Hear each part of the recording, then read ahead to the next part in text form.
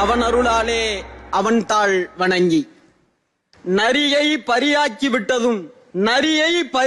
விட்டதும் பிட்டுக்கு மண் சுமந்து பிறம்படி பட்டதும் இறைவனே இறங்கி வந்து எழுத்தாணி தொட்டதும் வள்ளலார் சன்மார்க்க நெறி பெற்றதும் மனிதன் கடவுளுக்கு சொன்னதும் திருவாசகம்.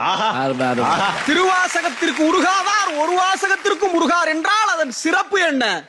தொழுது அடி அடைந்தவர்கள் தொண்டர்களான போது அழுது அழுது அடி அடைந்து அன்பரானதுனால் அது திருவாசகம். கடவுளின் கருணையை பாடிய நூல்களுக்கு மத்தியில் கருணையையே கடவுளாய் பாடியதால் அது திருவாசகம். திருவாசகம் என்பது திருவாசகத்திற்கு உருகார் ஒரு வாசகத்திற்கும் உருகார் என்கிறோமே. மாணிக்க வாசகருடைய திருவாசக அனுபவம் என்பது மறுமையை ஏற்பவர்களுக்கு மருந்து, மறுப்பவர்களுக்கு இம்மையிலேயே விருந்து. ஆண்டவன் பெயரால் உலகத்தில் பிரிவினைகள் நிகழ்கிற பொழுது ஒரு மதம் பரப்ப வந்த பாதிரியார் திருவாசகத்தை மொழிபெயர்த்திருக்கிறார் என்றால் ஏகன் அநேகன் இறைவனடி வாழ்க, ஏதவன் ஊர் ஏதவன் பேர் ஆறுற்றார் ஆரையலார் ஏதவனை பாடும் பரிசேலோ ரெம்பாவா என மாணிக்க வாசகரை ஈர்த்து ஆட்கொண்ட ஈசனை கண்ட நூலில் போப் இயேசுவை காண முடிகிறது என்றால் திருவாசகம் ஒரு மதநெறி பரப்புகிற நூல் அல்ல, அது மதம் கடந்தும் இறைவனை காட்டுகிற நூல். கலிலியோவும் கோப்பர்னிக்கல்ஸும் உலகம் உருண்டையானது என சொல்வதற்கு பல்லாயிரம் ஆண்டுகளுக்கு முன்னதாகவே அந்த பகுதியின் உண்டை பெருக்கம் அளப்பெரும் தன்மை வியப்பெரும் காட்சி என திருவாசகத்தில் பாடியிருக்கிறார் என்றால் வான் கலந்த மாணிக்க வாசகர் வானவியலை பாடியிருக்கிறார். படைத்தவனை மட்டும் பாடவில்லை, பிரபஞ்சத்தையே திருவாசகம் பாடியிருக்கிறது.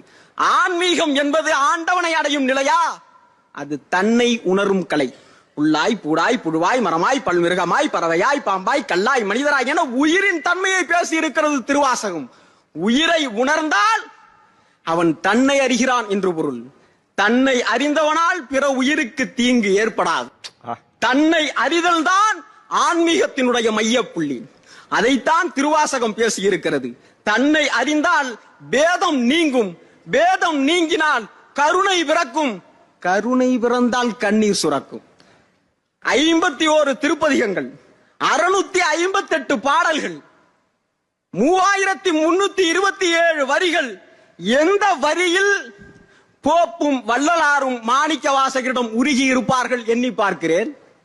விலங்கு மனத்தால் விமலா உனக்கு கலந்த அன்பாகி கசிந்து உள்வுருகும் நலம்தான் இல்லாத சிறியேற்கு நல்கி நிலம் தன்மேல் வந்தருளி நீள் கடல்கள் காட்டி ஞாயிற்கிடையாய் கிடந்த அடியேற்கு தாயிற் சிறந்த தயாவான தத்துவன் என்கிற போதெல்லாம் போப் கொஞ்சம் கலங்கித்தான் இருப்பார். திருச்சதகத்தின் 96வது பாடலில்